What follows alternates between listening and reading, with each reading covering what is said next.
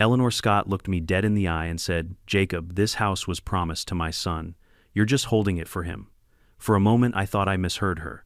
How could anyone claim ownership of a home my grandfather built decades before her HOA even existed just because she wore a title that said, "President, my lake house on Silver Willow had stood for over 20 years before a single HOA rule was written yet?"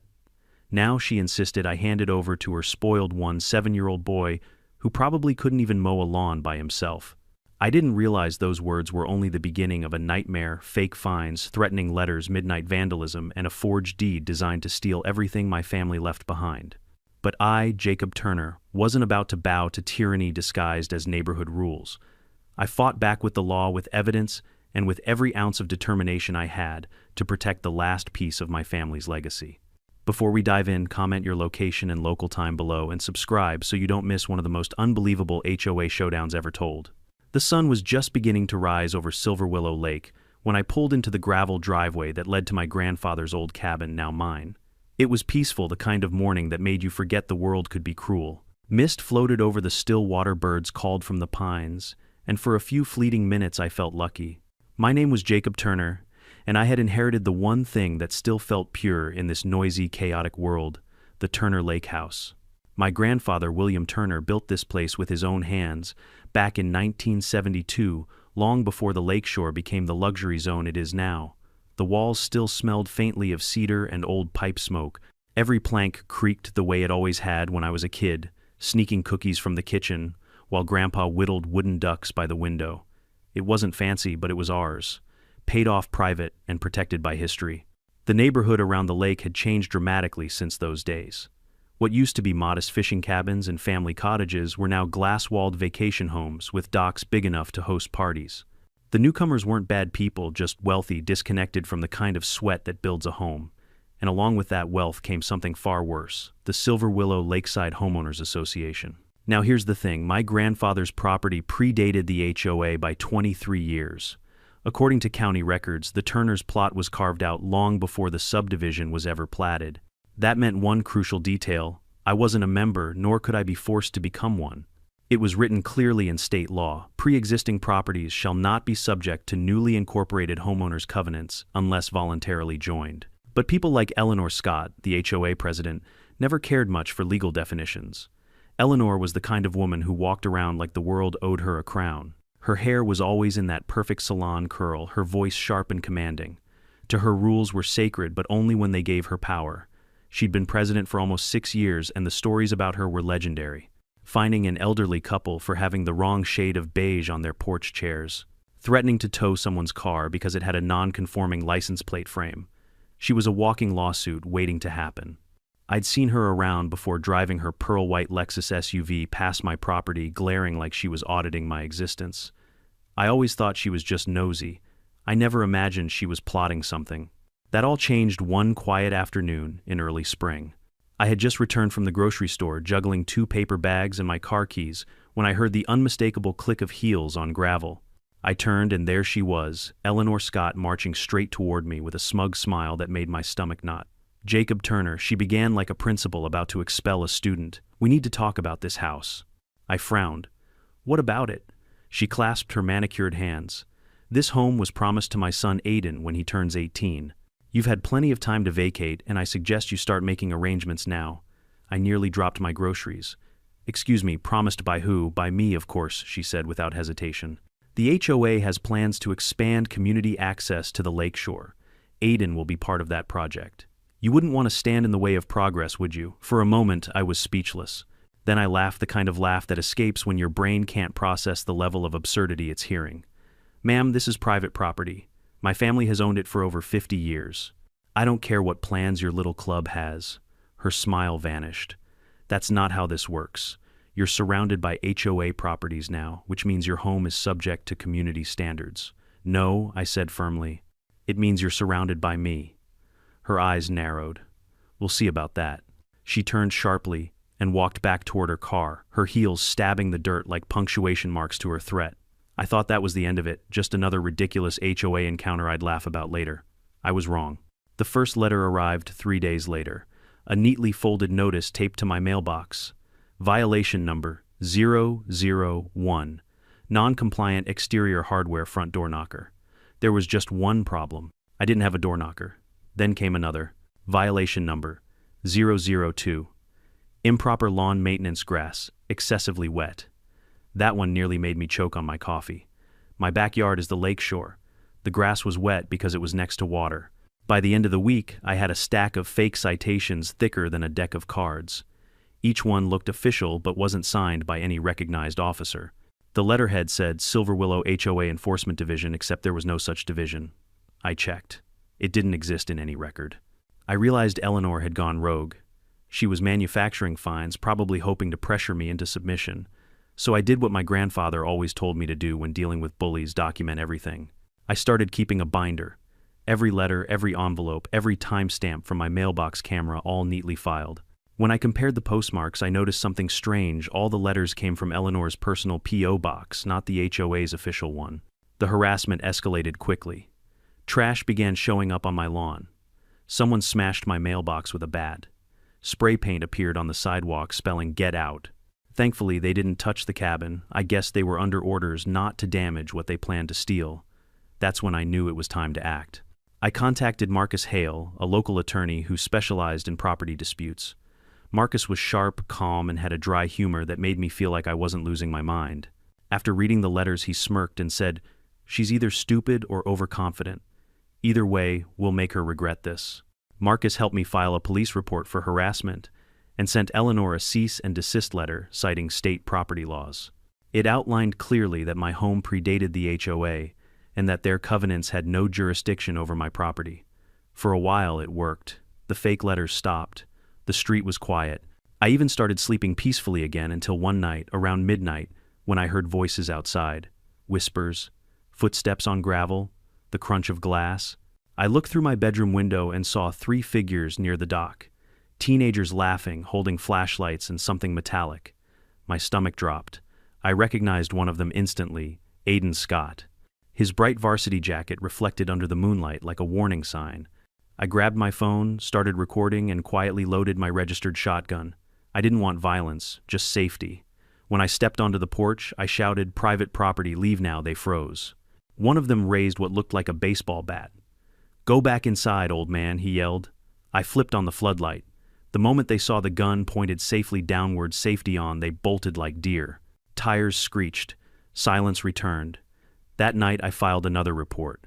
The police took it seriously this time: vandalism, trespassing, harassment. The officer even said, "You're not the first to complain about the Scotts." That's when I realized something bigger was brewing. Eleanor wasn't just harassing me for fun, she was testing boundaries, seeing how far she could go before someone stopped her. But I had no idea that soon she'd cross the line completely from harassment to criminal forgery. A week after that night, I woke up to the sound of paper slapping against my front door. When I opened it, another stack of fake citations fluttered to the porch. The top one read, "Final notice: failure to comply will result in forfeiture of property rights under Community Ordinance." Forfeiture, property rights, ordinance. She had actually typed those words like she was running her own government. I took a deep breath and let the absurdity sink in. Then, instead of ripping them up like before, I laid them neatly on my kitchen table, took photos of every page, and added them to my binder. That binder was getting thick, and so was my anger. Later that morning, I drove into Clearwater County to visit my lawyer, Marcus Hale. His office was tucked above a coffee shop downtown, the kind of place that smelled like old paper and determination. Marcus greeted me with his usual unshakable calm. "Jacob," he said, "I read through the police report. Seems our friend Eleanor is determined to impersonate a government agency."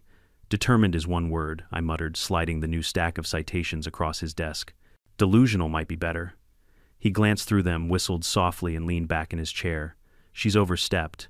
These letters aren't just harassment anymore, they're fraudulent legal threats. That's a criminal matter." "So what do we do?" Marcus smiled. "We remind her that the law bites harder than any HOA." That same afternoon, Marcus drafted a certified cease and desist addressed to both Eleanor Scott and the Silver Willow HOA board. It spelled everything out clearly. My property parcel 14A on the county map was recorded in 1972, long before the HOA existed.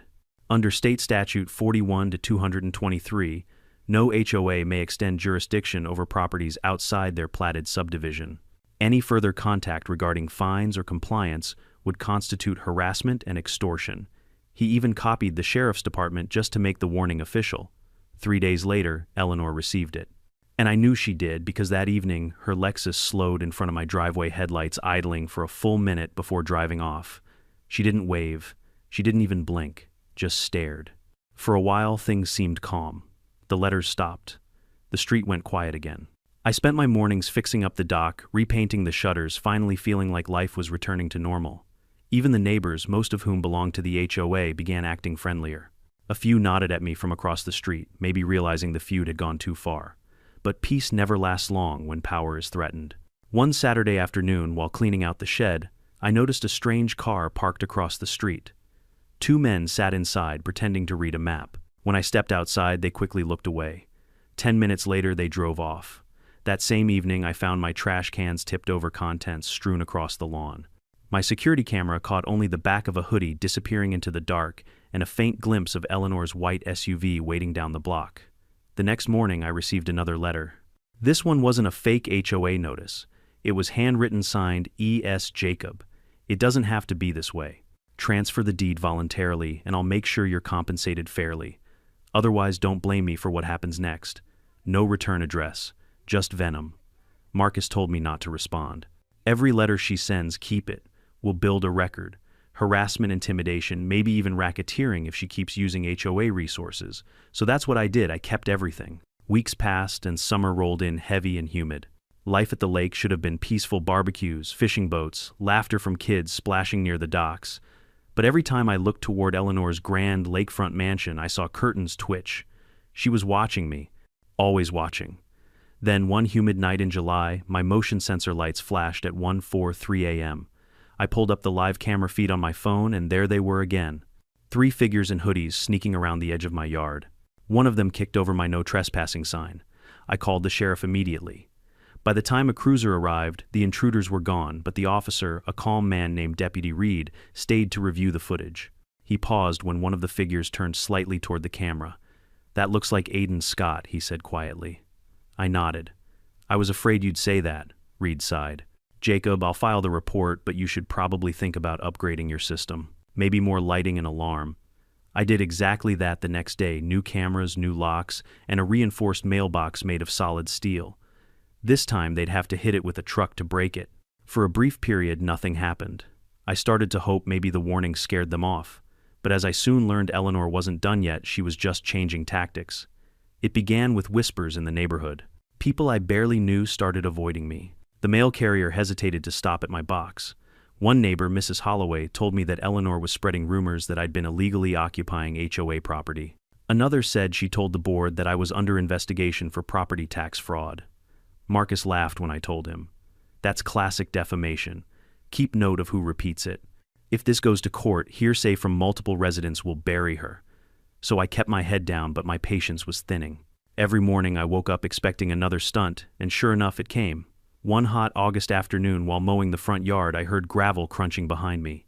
I turned and saw Eleanor herself walking up the driveway, clipboard in hand, wearing a sun hat so wide it looked like a shield.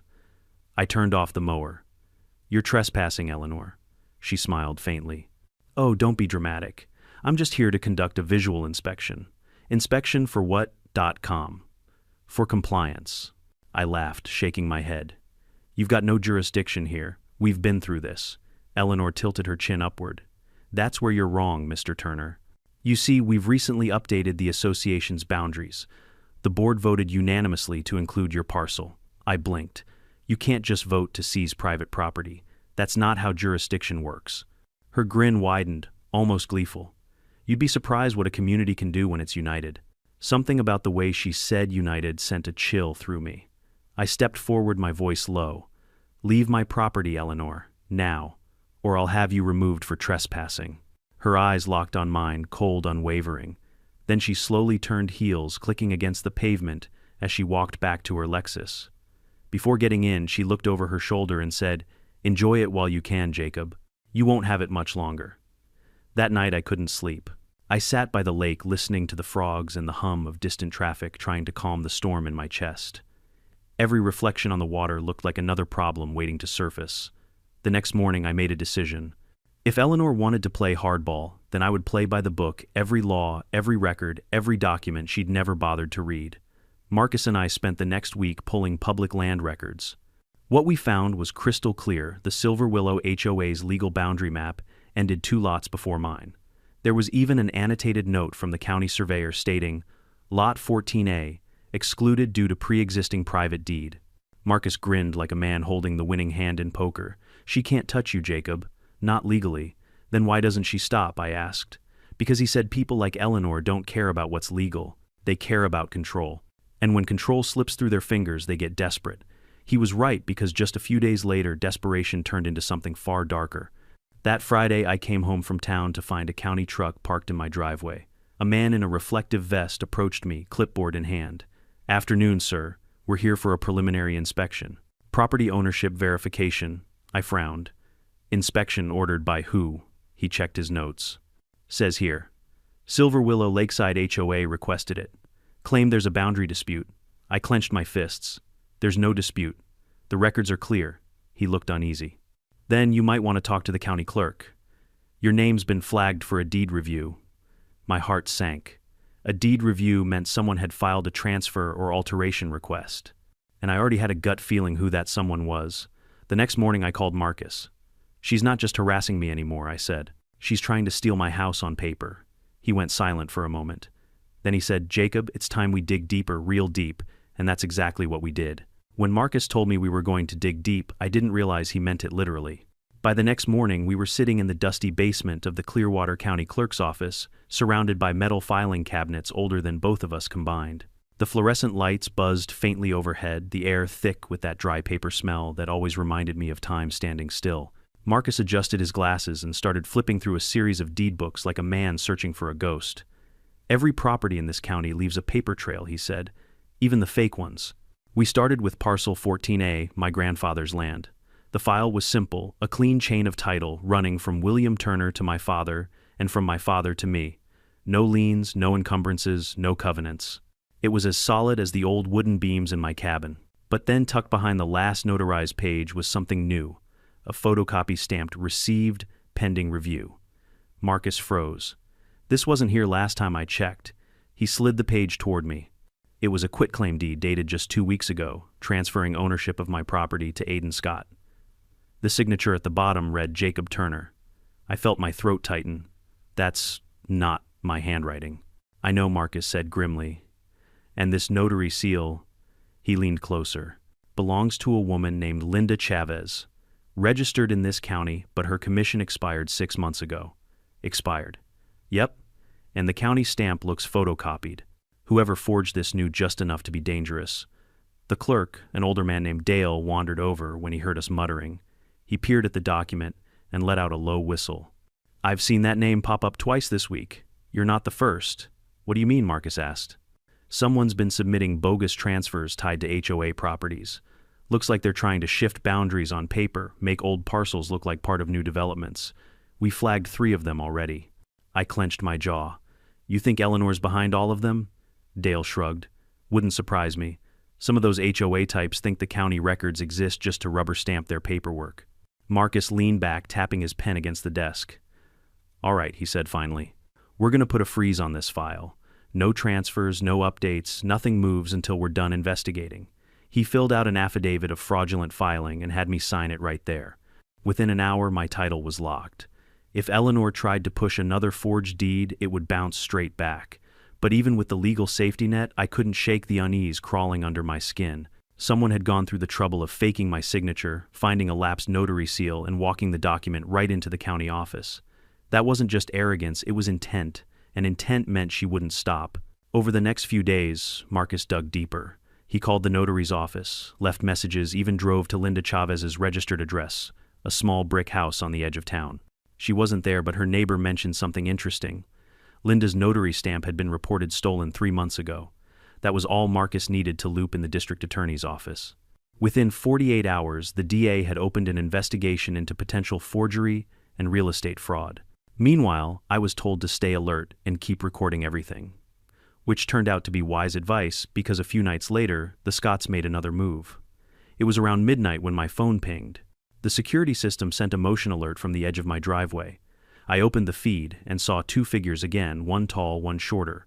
They were carrying something metallic between them, maybe a canister or a tool bag. I grabbed my flashlight and stepped onto the porch, heart pounding. "Who's there?" I shouted. The taller figure froze, and I recognized the stance immediately, that lazy slouch, that arrogance, even in the dark. "Aiden, what the hell are you doing on my property?" He hesitated, then muttered something I couldn't hear.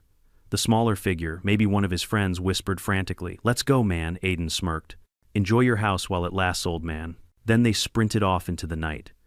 By the time the sheriff arrived, they were long gone, but my cameras got perfect footage of both their faces. Marcus called it gold evidence. I called it the final straw. The next morning, we sat down with Deputy Reed and the DA's investigator, Caroline Morris, a woman with the patience of a saint and the eyes of someone who'd seen every kind of scam. She reviewed the footage, the letters, the forged deed, and the expired notary record, then looked up at me.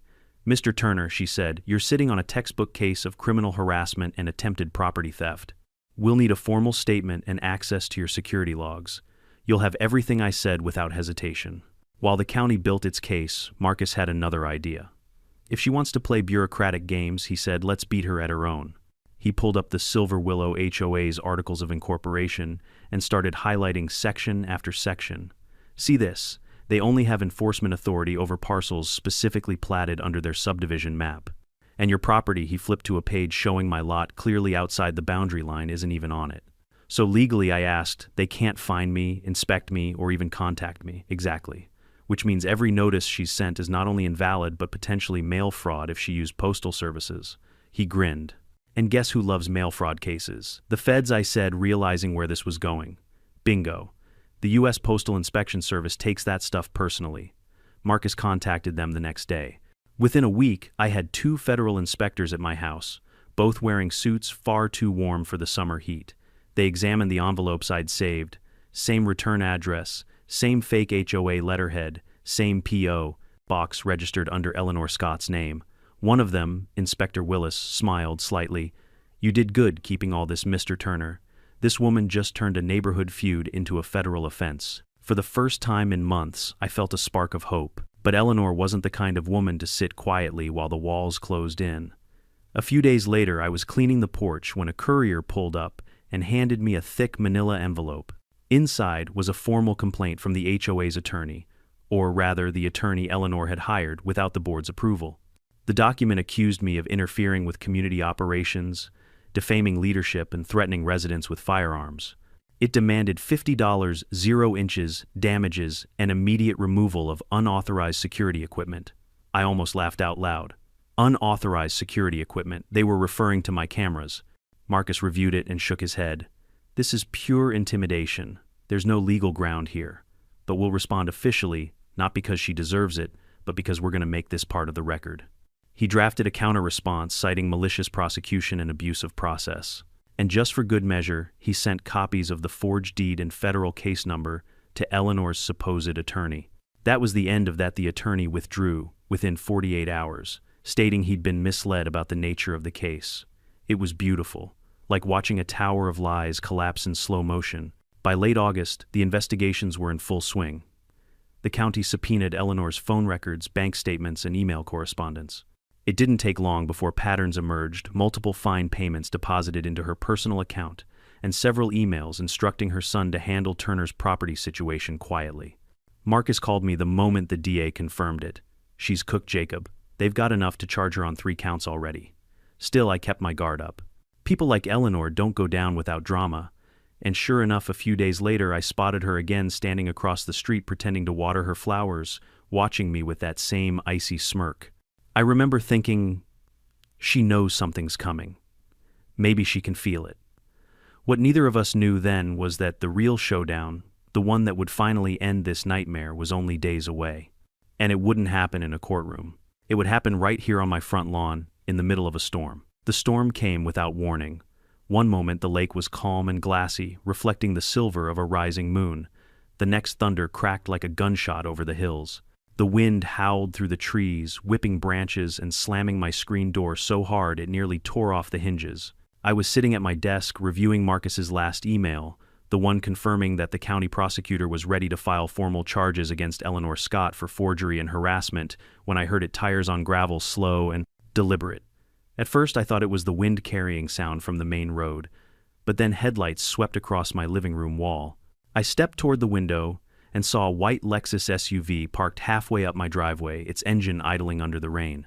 Of course, it had to be her. I grabbed my raincoat and phone and stepped onto the porch. Rain came down in thick, stinging sheets, turning the gravel into mud. I shouted through the storm, "Eleanor, what the hell are you doing here?" The driver's door opened, and Eleanor emerged, clutching a clipboard under a plastic folder to keep it dry. Her umbrella flipped inside out immediately, but she didn't care. She marched toward me, hair plastered to her face, eyes wild. "Mr. Turner," she yelled over the wind, "you're in violation of community emergency protocol. I'm here to inspect your shoreline." I blinked rain out of my eyes. "You're out of your mind. This isn't your jurisdiction, and it's a storm, not an HOA inspection day." She lifted the clipboard like a badge. "Silver Willow Safety Committee authorizes emergency checks during hazardous weather events." I almost laughed, but my pulse was too fast for humor. "There is no safety committee. You invented it." She took another step closer, mud splattering her heels. "You don't get to decide that. You're part of this community, whether you like it or not." At that moment, a bolt of lightning tore across the lake, followed by a bone-rattling crack of thunder. The flash lit her face, twisted, drenched, furious, like some deranged monarch, defending her imaginary empire. I felt a cold wave of realization hit me. She wasn't just power-hungry anymore. She was unraveling. "Eleanor," I said, lowering my voice, "go home. You're trespassing. I'm calling the sheriff right now." She jabbed her finger toward me, trembling. "You think you've beaten me, Jacob. You've turned the board against me, poisoned this community with your lies, dragged my son into court." "I didn't drag anyone, I cut in. Your son vandalized private property and threatened me." "Those were his choices." She let out a bitter laugh. "You're going to regret this." Then she turned and stormed toward her SUV. But before getting in, she shouted something that made my blood run cold. "You won't have this house by the end of the week." Her tires spun, flinging mud as she sped down the road into the dark. The next morning, the rain had stopped, but something in the air felt wrong. My phone buzzed non-stop emails from Marcus, missed calls from Deputy Reed, and a voicemail from a blocked number that made my skin crawl. "You should have taken the deal, Turner." Click. Marcus finally reached me around 10 a.m. "Jacob, listen carefully. The county clerk just got a second forged transfer. Someone tried to push through a correction filing overnight using your parcel number. The DA's office intercepted it in time, but this is escalating fast." I swore under my breath. "She's not stopping until she's in handcuffs." "That's the plan," Marcus said grimly. "The DA's preparing a warrant, but we need concrete evidence linking her to the forgery. Something physical, phone records, fingerprints, handwriting. If she shows up again, don't confront her. Call the police immediately." I promised I would, but as the day wore on, I started to feel watched again. Every time I looked out the window, I swore I saw movement, a glint near the tree line, a shadow by the dock. The anxiety clawed at me, tightening my chest. By sunset, I'd had enough. I went outside with a flashlight and checked the perimeter. Everything seemed normal until I reached the edge of the dock. There, half buried in the mud, was something shiny. I bent down and pulled it free. A USB flash drive. It was soaking wet but intact. Someone had tried to hide it or maybe drop it in a hurry. I dried it off and brought it inside, plugging it into my laptop. The drive contained a single folder labeled HOA documents. Inside were dozens of scanned PDFs, forged letters, fake violation forms, templates for HOA notices, and then one file that made my stomach twist. Transfer authorization, Turner property, PDF. The document was the exact forged deed. Marcus had shown me complete with my fake signature. But this version had tracked metadata showing who edited it. User escot@silverwillowho.org. Eleanor. I called Marcus immediately. He went silent for a long time, then said, "Jacob, back up everything. Copy it to 2 drives and send one to me. This is the smoking gun we needed." The following day felt like the calm before a verdict. Marcus handed the files to the DA, who in turn contacted the state's Bureau of Investigation. The forged documents, the metadata, and the mail fraud evidence painted a perfect picture. Eleanor had orchestrated the entire campaign, from fake fines to attempted theft. But she didn't know yet that she'd been caught. That night, I received a call from Deputy Reed. "Just a heads up, Jacob, we've got plainclothes officers watching your property. The warrant's being signed as we speak. If she tries anything tonight, we'll be ready." I thanked him, hung up, and went to bed. But sleep never came easy anymore.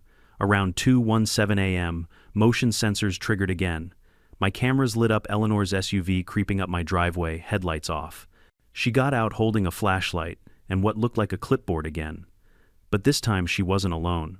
Aiden was with her. I whispered to myself, unbelievable. I dialed 911. She's here again, on my property, with her son. While I spoke, I watched them through the feed. Eleanor pointed toward my porch, and Aiden hesitated before moving closer. He was carrying something, a tool, maybe a crowbar. Before they could reach the steps, red and blue lights exploded across the lawn. Unmarked cars swarmed from both ends of the road. Officers shouted, "Hands up." "Drop the tool," Eleanor froze. Aiden panicked, stumbling backward. Within seconds, they were surrounded. I stepped outside as Deputy Reed approached, raincoat glistening under the flashing lights. "Mr. Turner," he said, almost smiling, "we got her." They cuffed Eleanor right there in the mud flashlight beam reflecting off her soaked pearls. She screamed, "You can't arrest me. This is my neighborhood. I run this place," Reed replied calmly. "Not anymore, ma'am." Aiden didn't resist. He just stood there, trembling, face pale. As they led her past me, our eyes met one last time. Her voice cracked. "You think you've won, Turner. They'll replace me. Someone always does." I didn't say a word. I just closed my door and locked it behind me. The next morning, Marcus called with an update. They're charging her with 3 counts, forgery, mail fraud, and criminal harassment. The DA also confirmed the stolen notary seal was found in her home office. It's over, Jacob. I sat in silence, watching sunlight break through the clouds over Silver Willow Lake. The water shimmered again, calm, almost innocent, as if the chaos of the past months had been washed away. "Over," I repeated softly. "Yeah, maybe now it can be." But even as I said it, I knew the story wasn't finished. Not really. Because in small towns like ours, scandals like these don't disappear, they echo. And somewhere behind another picket fence, another HOA president was probably sharpening their smile, ready to start the next fight. Still, for now, the lake was quiet. And that was enough. The morning after Eleanor's arrest, the whole neighborhood felt different, lighter somehow. The same people who used to glance away when I passed were now waving from their porches, pretending they'd been on my side all along. The lake shimmered under the pale sunbirds, returned to the docks, and for the first time in months, I could breathe without that constant weight pressing on my chest. But peace in Silver Willow never lasted long. It never did. By mid-afternoon, news trucks had already lined up along the main road. Someone must have leaked the arrest report because Channel 9's van was parked right by the gate and a reporter with too much hairspray was practicing her shocked and appalled face. The headline on her teleprompter probably read something like, "Local HOA President Arrested in Bizarre Property Scam."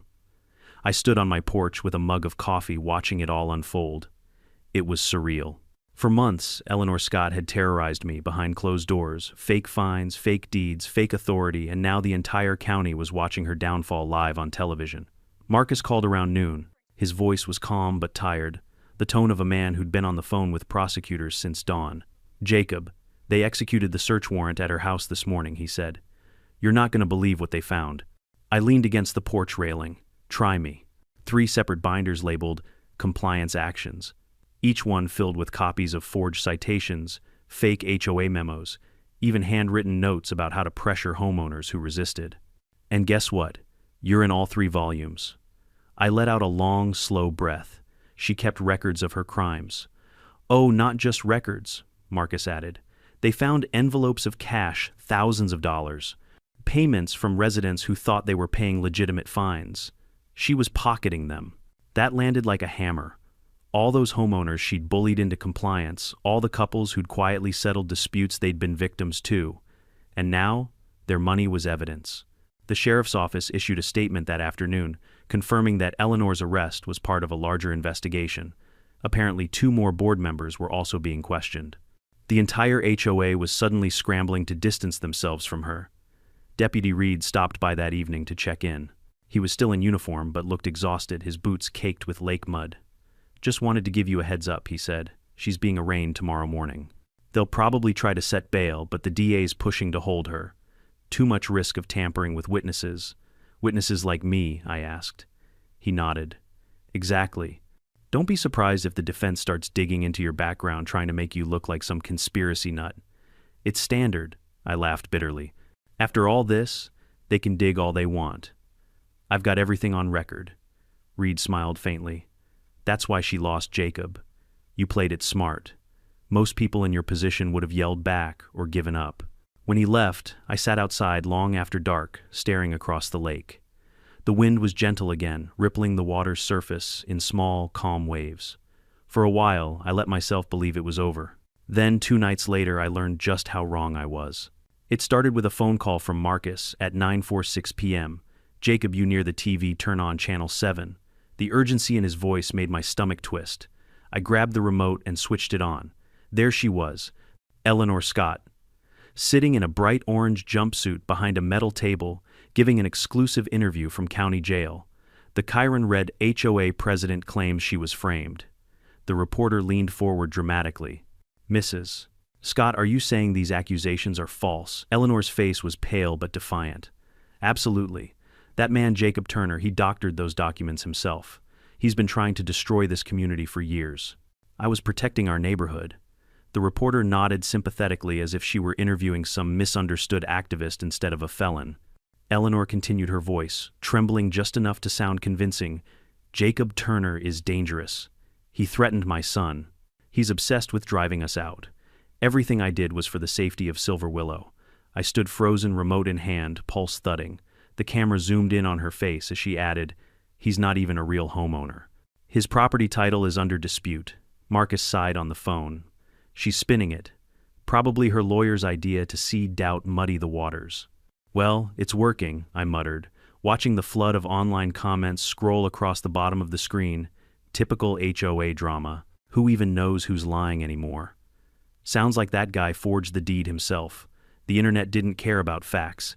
It cared about chaos. By the next morning, my inbox was filled with messages from strangers, some supportive, most hostile. One simply said, "Hope they take your house next, thief." Marcus called again later. "Ignore the noise," he said. "The truth will come out in court. But be ready, her defense might subpoena you for a deposition." "Good," I said through clenched teeth. "Let them. I'll bring every letter, every timestamp, every clip. She can lie all she wants, evidence doesn't." 2 weeks later, the arraignment took place. The courthouse was packed, reporters, neighbors, even a few HOA board members pretending they had nothing to do with her. I sat near the back with Marcus trying to stay invisible. When they brought Eleanor in, she looked smaller somehow. Her hair was flat, her skin pale under the fluorescent lights, but the arrogance was still there. Even in handcuffs, she held her chin high like royalty forced to attend a peasant trial. The judge read the charges: forgery mail, fraud, criminal harassment, attempted real estate theft. Each one carried potential prison time. When asked for her plea, she said clearly, "Not guilty," the courtroom murmured. Marcus leaned over to me and whispered, "That's fine. It means discovery will give us full access to her communications." The judge denied bail, citing risk of witness intimidation.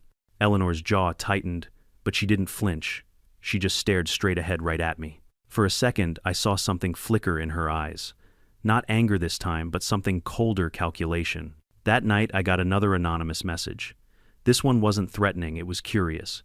"Check the HOA office basement. There's more than letters down there." It was unsigned, but something about the wording made me think it came from someone inside the board, maybe one of the members finally trying to clean their conscience. The next morning, Marcus and I drove to the HOA office with a deputy and a warrant. The building itself was a converted boathouse, neat from the outside but musty within. We headed downstairs, flashlights cutting through the dark. In the far corner behind stacks of file boxes was a locked cabinet. When the deputy pried it open, a smell of mildew and dust poured out. Inside were folders labeled with resident names, dozens of them. Each contained copies of personal information, bank statements, property appraisals, even photos of houses from hidden angles. "Christ," Marcus muttered. She was running her own surveillance program. And at the bottom of one box, under a pile of old newsletters, we found something worse. A folder labeled Turner, active. Inside was a printout of satellite images of my property, copies of my grandfather's will, and a list titled "Next Steps," "Confirm Deed Update," "File for Public Easement Claim," "Apply Pressure via Fines," "Forced Sale or Forced Eviction." There it was. Her plan step by step. Proof that this hadn't been personal, it had been strategic. She'd been trying to absorb my property into the HOA's control for financial expansion. Marcus closed the folder gently, like handling a live grenade. "This," he said, "isn't just harassment. It's organized fraud. The deputy nodded grimly. This is enough to indict half the board if they knew about it. We packed everything up and drove straight to the DA's office. As we handed over the evidence, I finally felt the weight begin to lift. Still, as I stood in the parking lot afterward, staring at the courthouse dome gleaming in the afternoon sun, one thought lingered. She tried to steal my home and almost succeeded. If I hadn't kept those letters, if I hadn't called Marcus, if I just ignored one minor violation notice like most people did, everything my grandfather built could have been gone, erased by paperwork. And that realization hit harder than any of her threats ever had. That night, the lake was perfectly still. I sat by the water's edge, the moon reflecting off its surface like a silver coin. The air was cool, clean. Behind me, the house glowed softly under the porch light, solid and real. For the first time in months, I whispered out loud, "You're safe now, Grandpa," and maybe, just maybe, I believed it. The day after we turned over the evidence from the HOA basement, everything in Silver Willow seemed to explode. The story was on every local station and half a dozen national outlets by noon. They called it the Silver Willow Property Scheme, an HOA conspiracy to illegally seize privately owned land for expansion. By evening, there were helicopters buzzing over the lake, reporters camping outside the gate, and neighbors whispering in clusters along the sidewalk. Some people were shocked. Others looked quietly relieved, as if they'd been waiting for Eleanor Scott's fall from grace for years. I watched it all from my front porch, the same spot where this whole nightmare began. It was strange. After months of being the neighborhood outcast, I was suddenly the reluctant hero.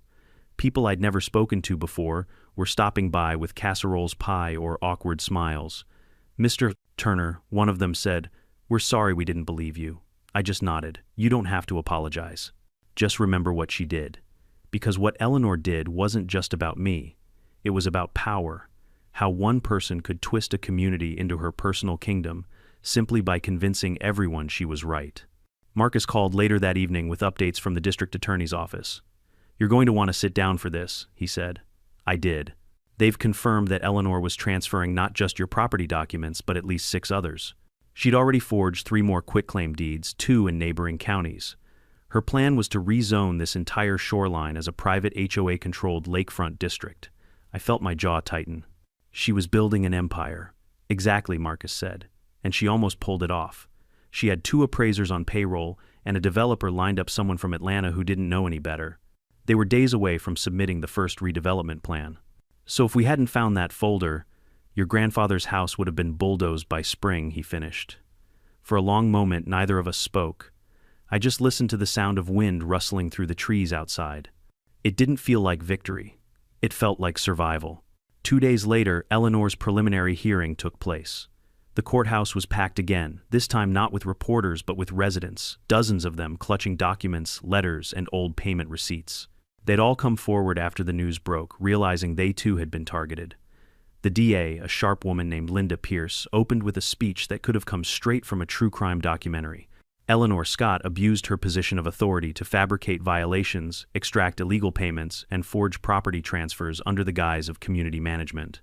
She did this not once, but systematically, across multiple households for financial and personal gain. The air in the room felt electric. I could see heads nodding, fists tightening. For some it was anger. For others, relief that the truth was finally being spoken aloud. When it was my turn to testify, the clerk swore me in. I took the stand, palms slightly damp. "Mr. Turner," the DA began, "can you tell the court what happened when you first encountered Mrs. Scott regarding your property?" I recounted everything: the confrontation in the driveway, the fake fines, the vandalism, the midnight break-ins, the forged deed. As I spoke, I could feel the weight of months of fear and fury finally loosening from my chest. When I finished, the courtroom was silent. Even Eleanor's attorney didn't interrupt. She just sat there staring at me with that same cold, unblinking gaze she'd always had. But for the first time, I saw something new beneath it: defeat. After the hearing, Marcus and I grabbed lunch at a small diner downtown, the kind of place with cracked red booths and endless coffee refills. We sat by the window watching rain streak down the glass as people walked by clutching newspapers with Eleanor's mugshot on the front page. Marcus stirred his coffee. "You know, Jacob, you might want to consider a civil case. Restitution for damages, emotional distress, property repairs." I shook my head. "I just want my life back." He smiled faintly. "That's exactly why you should do it. People like her count on exhaustion. If you don't hold her accountable, she'll think she still has power. He was right, of course. But part of me was just tired of the phone calls, the paperwork, the endless cycle of proving what should have been obvious from the start. That night I sat at the kitchen table staring at the binder I'd built, every letter, every receipt, every screenshot. My entire battle in one 3-inch thick capsule of evidence. I flipped through it slowly, page after page, until I reached the first letter, the fake violation about the non-existent door knocker. I smiled. You picked the wrong guy, Eleanor. The following morning brought another twist. Deputy Reed showed up at my door, hat in hand, with that look that always meant trouble. Jacob, mind if I come in? Sure, I said cautiously. He sat at the table, sighed, and said, Aiden Scott's confessed. I blinked. To what, the vandalism? To a lot more, Reed said. Turns out he was the one who broke into your shed, trashed your mailbox, and left that USB drive behind. But here's the kicker, he says he did it to stop his mother. I frowned. Stop her. Reed nodded. He claims he found out she was planning to transfer your property without your knowledge, and he panicked. He tried to take her files to expose her, but she caught him. They fought. He ran off with that flash drive you found by the dock. For a long moment I didn't say anything. I thought about that night, the rain, the shadows, the figures running through the mud. I remembered how Aiden hesitated before running, how his shoulders had slumped like he'd been carrying more than just anger. Maybe he really had been trying to help. What's going to happen to him, I asked finally. Prosecutors might cut him a deal for cooperation, Reed said. He's providing access to his mother's emails and text logs. If half of what he says checks out, Eleanor's facing decades. I nodded slowly. Good. Maybe there's hope for him yet. Reed gave me a small grin. Funny thing, Jacob. A lot of us figured you'd pack up and leave after all this. But you're still here. I looked out the window toward the lake. This place isn't just land to me, it's history. My grandfather built it with his hands. No one, no HOA, no greedy tyrant is ever taking it. A week later, the HOA board voted to dissolve itself. The remaining members resigned publicly, citing a loss of community trust. County officials took over maintenance of the shared roads, and a group of neighbors formed a volunteer committee to handle simple issues like trash collection and lighting. When they asked if I wanted to join, I laughed. You'll forgive me if I sit this one out. The lake community began healing in small ways. People started talking again, not through letters or fines, but across fences and driveways. Kids played by the water without fear of noise violations. It was like the neighborhood had remembered how to breathe. As for me, I repaired the fence, replaced the mailbox, and repainted the old porch rail that had taken the brunt of last year's storms. Every nail I hammered felt like closure. One evening, while tightening a loose board by the dock, I noticed a family walking along the lakeshore, a young couple and a small boy tossing pebbles into the water. They waved as they passed. The boy shouted, "Nice house, mister." I smiled, feeling something I hadn't in a long time, peace. The wind shifted, carrying the scent of pine and wet earth, and for the first time since this ordeal began, I realized I wasn't angry anymore. I was grateful. Grateful that the house still stood, that the truth had come out, that justice, slow and messy as it was, had finally been served. I stood there until the sky turned orange, the lake glowing like liquid fire. Somewhere out there, Eleanor Scott was sitting in a cell, her empire reduced to dust and paper. And me, I was still right where I'd always belonged, home. The fall air around Silver Willow turned crisp, and for the first time in a long time, the lake reflected peace instead of tension. The scandal had quieted down, though not entirely.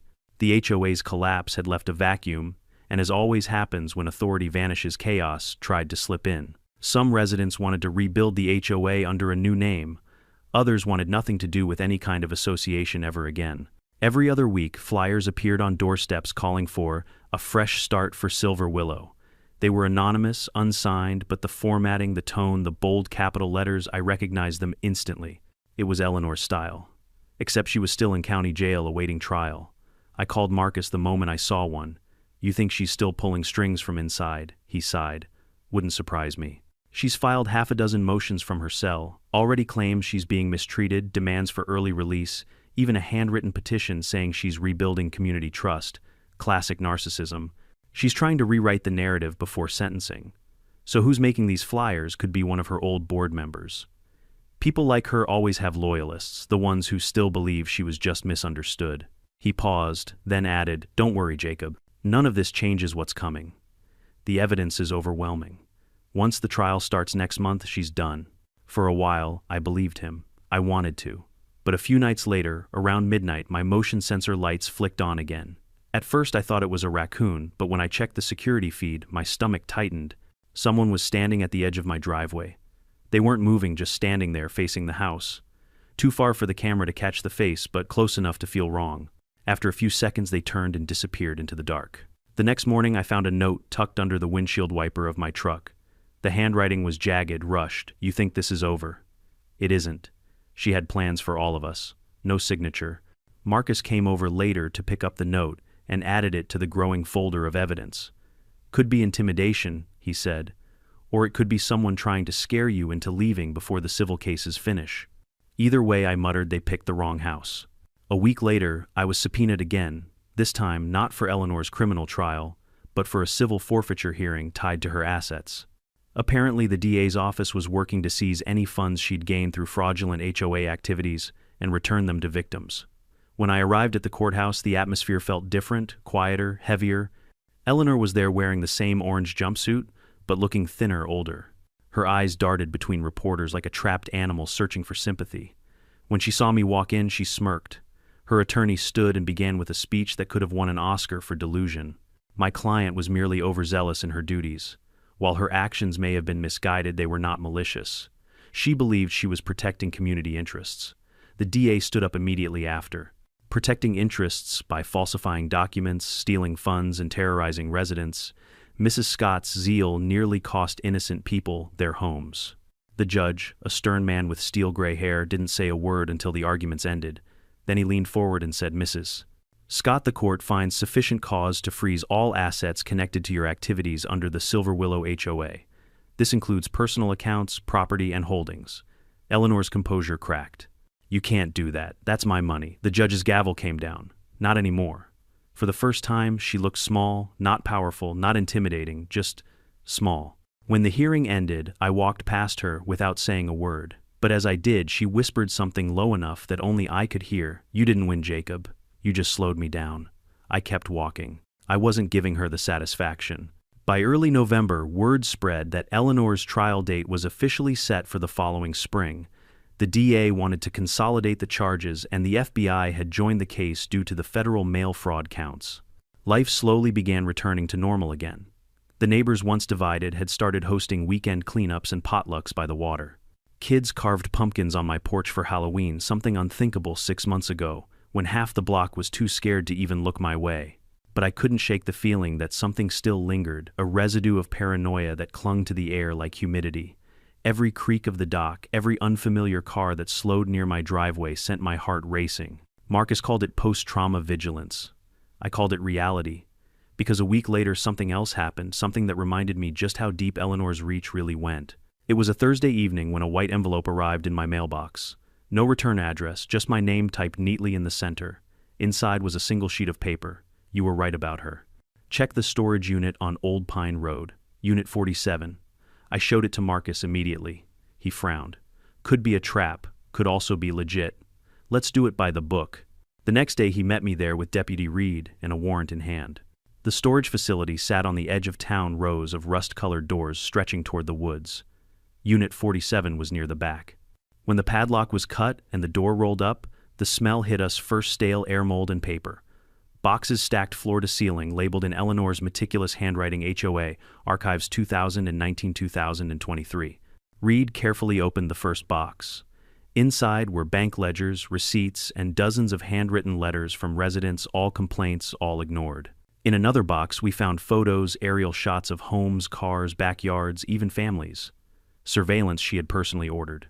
And in one box, near the bottom, we found something none of us expected, a black binder labeled Succession. Inside was a typed plan for reinstating the HOA under a new name, Silver Willow Preservation Council, with appointed members, new bylaws, and one listed chairperson, Aidan Scott. Marcus swore under his breath. She was grooming him to take her place. Reed shook his head. Unbelievable. She was setting up a shadow HOA even before she got arrested. Every file was tagged, photographed, and boxed up as evidence. By the time we left, the sun had already set, painting the clouds a deep orange-red. I looked back at the storage unit one last time, half expecting Eleanor herself to appear in the doorway, smirking like she always did. Instead, it was just silence. That night, I sat on my porch again, watching the lights ripple on the water. The neighborhood was quiet, peaceful, almost too peaceful. Across the lake, I could see the faint outline of the Scott mansion, now abandoned, its windows dark and empty. I thought about Aiden, the boy who had tried to intimidate me and then later confessed everything. Was he really free of her influence, or just waiting for her call again someday? People like Eleanor didn't just disappear, they infected others. Marcus called before I went to bed. The DA says that Binder sealed the deal. They're adding conspiracy to her charges. I let out a slow breath. So it's really over this time. He hesitated. For her, yes. But you might want to consider selling Jacob. There's a lot of press attached to your name now. Might be hard to live quietly again. I looked through the window at the old wooden beams, the photographs on the mantel, my grandfather's chair by the fireplace. I'm not leaving, I said firmly. This house survived her. It can survive the rest. Marcus chuckled softly. I figured you'd say that. Just lock your doors. As I turned off the lights and headed upstairs, I paused by the window. The moon cast silver streaks across the water, and for the first time in months, I didn't see reflections of fear, only calm. But as I was about to close the blinds, something flickered near the far tree line. A small faint light like a phone screen or flashlight moving slowly along the shore. I stared for a long moment. Then, without thinking, I whispered Aiden. The light blinked twice, then vanished. I stood there for a full minute waiting, but the shoreline stayed quiet. Maybe it was nothing, maybe it was closure, or maybe it was the beginning of something new. Winter crept over Silver Willow like a whisper, soft at first, then heavy and unrelenting. The lake froze in patches, the docks grew brittle with frost, and the forest beyond my backyard turned quiet enough to hear my own heartbeat. It was beautiful in that eerie cinematic way, but beauty never lasted long here without shadows lurking behind it. Eleanor Scott's trial was still months away, yet her name lingered like smoke over everything. Reporters came less frequently now, but every once in a while I'd see a car slow down near my property, a camera lens glinting from the window before speeding off. The media had moved on to other scandals, but the people who lived here hadn't. Silver Willow had become infamous, and everyone knew it. The remaining residents split into two groups. The first wanted to rebuild the neighborhood's reputation, repaint mailboxes, clean the lakefront, show the world that Silver Willow still stood for something.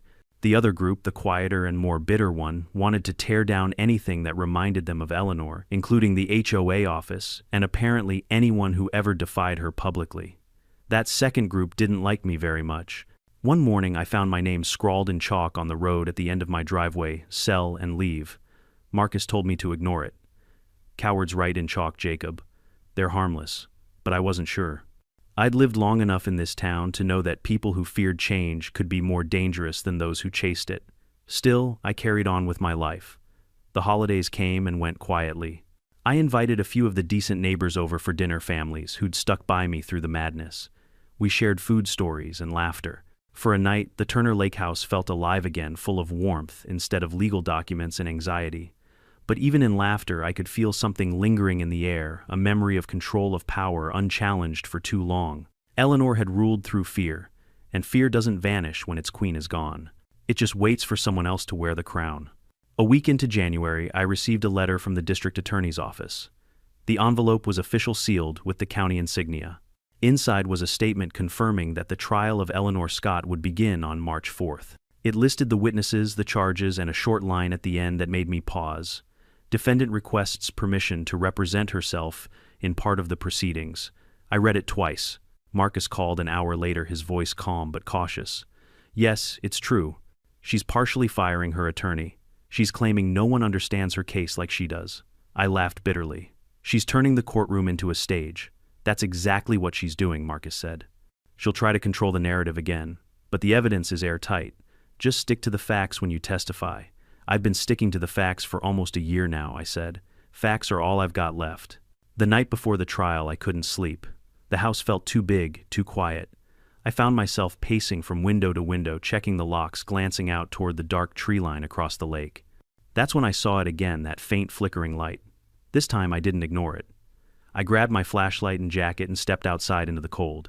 Frost crunched under my boots as I moved toward the shoreline, the beam of my light slicing through the mist. "Who's there?" I called out. No answer, just the slow creak of ice shifting on the lake. Then I spotted something half buried near the base of an old birch tree, a small plastic box sealed with tape. I crouched and brushed away the frost. Written across the lid in a rushed, uneven scrawl were two words: "For trial." I brought it inside, half expecting it to be some kind of prank. Inside the box was a USB drive and a folded note. The note read, She recorded everything. She never trusted anyone. This will end it. No name, no signature. Marcus came over within the hour, laptop in hand. We plugged in the drive and opened the files. What we found made my blood run cold. There were audio recordings, dozens of them, of Eleanor in her own voice. She was speaking to Aiden, to board members, to developers. Each file was dated, cataloged, like she'd been documenting her own corruption as a twisted insurance policy. In one recording, her voice hissed through the speakers. Once Turner's property is under HOA jurisdiction, we'll reclassify the lake access as community space. He can't fight what's already law. And, if he tries, well, the police only respect paperwork. Another file caught her laughing. People like Jacob Turner don't understand power. They think owning something means control. But control is what you convince others you have. By the fifth recording, even Marcus looked shaken. This seals her fate, he said quietly. She basically confesses to every charge, and then some. We handed the drive to the DA the next morning. When I took the stand during the trial, I expected the usual questions about letters, threats, timelines. But the courtroom wasn't like I remembered. It felt smaller, somehow tighter, as if the walls themselves were holding their breath. Eleanor sat at the defense table, no longer in an orange jumpsuit, but in a dull gray suit that made her look more like a ghost than a person. When it was her turn to cross-examine me, she stood slowly, a slight tremor in her hands. Her voice, though calm, carried that familiar arrogance. "Mr. Turner," she said, "would you say you've always had issues with authority?" I met her gaze. "Only when authority's built on lies." A ripple of murmurs spread through the courtroom. The judge banged his gavel once, calling for silence. Eleanor tried again, her tone sharper now. "You think you're the hero here, don't you? You think you saved this neighborhood?" I took a deep breath. "I didn't save anything. I just refused to let you destroy it." She smirked, that same cruel, brittle smile I'd seen on my porch months ago. But behind it, I saw fear. Real fear. The kind that comes when someone realizes their empire of intimidation has finally collapsed. When the recordings were played for the jury, the room went dead silent. Eleanor's own voice filled the air, cold, calculating, undeniable. Her composure broke. She tried to interrupt, shouting that the files were taken out of context, but her lawyer's hands tightened on her shoulder, urging her to stop. By the end of the week, the verdict was unanimous, guilty on all counts. Eleanor Scott was sentenced to 22 years in state prison without parole. When the gavel fell for the final time, I didn't cheer. I didn't smile. I just exhaled long, deep, and quiet. In the weeks that followed, the town slowly began to rebuild itself. The HOA office was torn down, replaced by a public garden overlooking the lake. The county formally recognized my property as independent of any association, an ironic plaque marking the line where Eleanor's control had stopped. Aiden moved away shortly after the sentencing. I heard he was studying law now, determined to understand the system his mother had abused. I wished him well quietly from a distance. As for me, I stayed. I repaired what was broken: fences, trust, peace. Some wounds took longer to heal, but they did heal. One evening, as the sun set behind the frozen trees, I stood on the dock with a cup of coffee, watching the lake slowly thaw. The reflection of my grandfather's house rippled across the surface, solid, proud, unmovable. For the first time, in what felt like forever, I whispered to the water, "We made it." And maybe it was the wind, or maybe it was memory, but I could have sworn I heard his voice in reply, calm, steady, full of quiet pride. "Told you this house would stand longer than any storm." I smiled. The lake was still. The battle was over. But the lesson remained: power can be faked, fear can be weaponized, and justice can crawl. But truth, when you hold on to it long enough, always finds its way home. If there's one thing this whole ordeal taught me, it's that silence protects bullies, not victims. Eleanor's empire wasn't built overnight. It was built on the fear of good people staying quiet because they didn't want to make trouble. But trouble always comes when you let corruption grow unchecked. Stand up early. Document everything. And never assume that because someone holds a title, they hold the truth. For anyone listening who's ever been pushed around by an HOA, a boss, or a so-called authority figure, remember, you have more power than you think. You just have to use it. If you made it this far, drop a comment below, tell me where you're watching from, and whether you've ever faced your own Eleanor Scott. And if you believe stories like this deserve to be told, subscribe and stay tuned, because in the world of HOA drama, there's always another storm on the horizon.